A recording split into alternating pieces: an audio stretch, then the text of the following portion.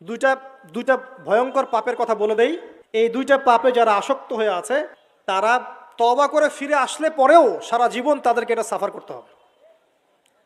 কথা বুঝতে পারছেন না?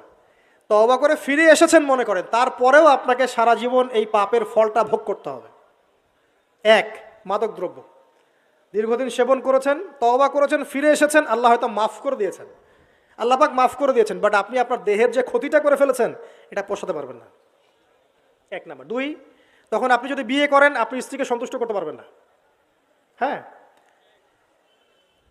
দুই নাম্বার হচ্ছে এই যে গোপনে যুবকরা যে পাপটা করে, মাস্টারবেশন, যেটাকে আমরা বলি হস্তমৈথুন, এই পাপ যেসব যুবকরা করছে বা করে, এবং অ্যাভেলেবেল এই পাপটা সবাই করে, কারণ এখন পর্নের যুগ, পর্ন দেখলে তো আর কোনো উপায় নাই, তখন তো এই পথেই যেতে হচ্ছে, নিজের উপরে নিজেকে জুলুম করতে হচ্ছে।